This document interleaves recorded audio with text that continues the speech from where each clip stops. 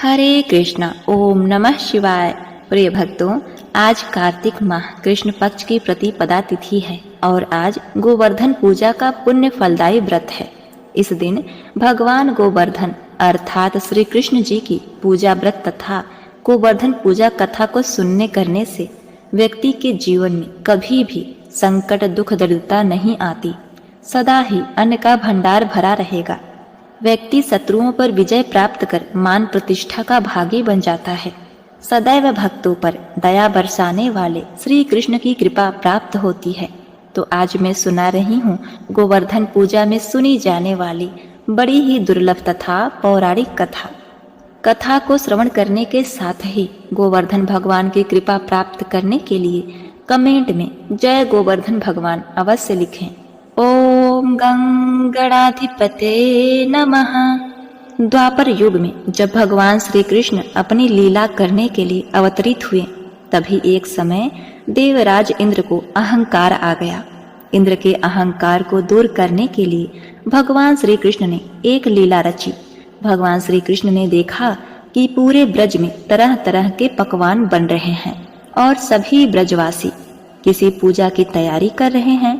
यह देखकर भगवान श्री कृष्ण ने अपनी मैया से पूछा, माता, ये सब किस पूजा की तैयारी हो रही है? अब देखिए, मैया यशोदा बोली, कन्हैया, हम सभी देवराज इंद्र की पूजा करने के लिए अन्नकूट की तैयारी कर रहे हैं। यह सुनकर भगवान श्री कृष्ण आगे पूछते हैं, हम इंद्र की पूजा क्यों करते हैं मैया? मैया यशोदा ने उत्तर दिया, हम इंद्र की पूजा करेंगे तो अच्छी वर्षा होगी। यदि अच्छी वर्षा होगी तो अच्छी पैदावार होगी, जिससे हमारी गैया को अच्छा चारा मिलेगा। यह सुनकर श्री कृष्ण भगवान ने इंद्र की निंदा करते हुए कहा, लेकिन मैया, हमें तो ऐसे देवता की पूजा करनी चाहिए जो सामने प्रत्यक्ष आकर पूजन सामग्री स्वीकार करें। यह सुनकर मैया यशोदा के पास बैठी गोपियों ने कहा, 33 कोटि देवी देवताओं के राजा की इस प्रकार निंदा ना करो कान्हा। तब भगवान श्री कृष्ण कहते हैं, इंद्र में क्या शक्ति है जो वो हमारी रक्षा करेगा? इंद्र से ज्यादा शक्तिशाली तो यह गोवर्धन पर्वत है जो वर्षा का मूल कारण है। इसलिए हमें गोवर्धन पर्वत की पूजा करनी चाहिए जहाँ हमारी गैया चरती हैं। इंद्रदेव तो कभी दर्शन भी नहीं देते और यदि उनकी पूजा ना करो तो वह क्रोधित हो जाते हैं। ऐसे अहंकारी की पूजा नहीं करनी चाहिए। तभी नंद जी वहां आ जाते हैं और वो कृष्ण से पूछते हैं, इंद्र की पूजा करने से हमें लाभ होगा, वर्षा होगी, गोवर्धन की पूजा करने से क्या लाभ होगा? श्री कृष्ण ने कहा, हमारी गैया गोवर्धन पर्वत पर चढ़ने जाती हैं। वो गोपियों के आजीविका का एकमात्र साधन है। यह सुनकर सब बहुत ही प्रभावित हुए और सबने मिलकर इंद्रदेव की जगह गोवर्धन पर्वत की पूजा कृष्ण द्वारा बताई गई विधि से गोवर्धन पर्वत की पूजा की। गोवर्धन पर्वत ने भी समस्त पूजा सामग्री को स्वीकार कर लिया और सबको खूब आशीर्वाद दिया। तभी नारद मुनि इंद्र की पूजा देखने हेतु ब्रज आए। वहां ग्वालों ने उन्हें बताया कि इस वर्ष से श्री कृष्ण की आज्ञा के अनुसार इंद्र महोत्सव बंद कर दिया गया है।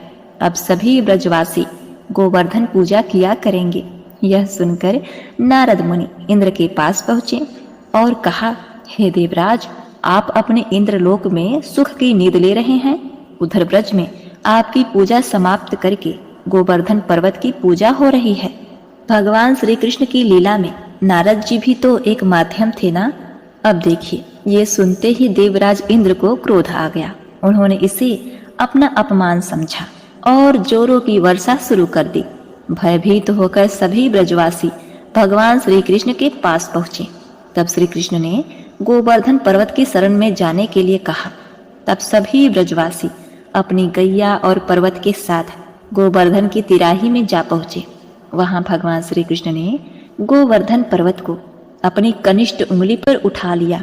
यह देखकर इंद्र और भी क्रोधित हो गए और उन्होंने मूसलाधार वर्षा शुरू कर दी। भगवान श्री कृष्ण ने सुदर्शन चक्र को आदेश दिया कि वह पर्वत के ऊपर जाकर वर्षा की गति नियंत्रित करे और शेषनाग को कहा कि वो पानी को पर्वत के पास आने से रोके। इधर इंद्रदेव लगातार 7 दिन तक मूसलाधार वर्षा करते रहे और सभी ब्रजवासी गोवर्धन की छाया में सुखपूर्वक रहे। यह देखकर इंद्र को शंका हुई कि उनका मुकाबला करने वाला कोई साधारण मनुष्य नहीं हो सकता। तभी ब्रह्मा जी वहां प्रकट हुए और इंद्र से बोले, हे इंद्र, आप जिस बालक को परास्त करने की कोशिश कर रहे हैं वो और कोई नहीं, भगवान श्री हरि हैं। वो पूर्ण पुरुषोत्तम नारायण है। यह सुनकर इंद्र ने भगवान श्री कृष्ण से अपनी भूल के लिए क्षमा मांगा। उन्होंने भगवान श्री कृष्ण की स्तुति की। उसी दिन से गोवर्धन पर्वत की पूजा की जाने लगी। एक बार प्रेम से बोलिए, जय श्री कृष्ण, ओम नमः शिवाय, हरे हरे।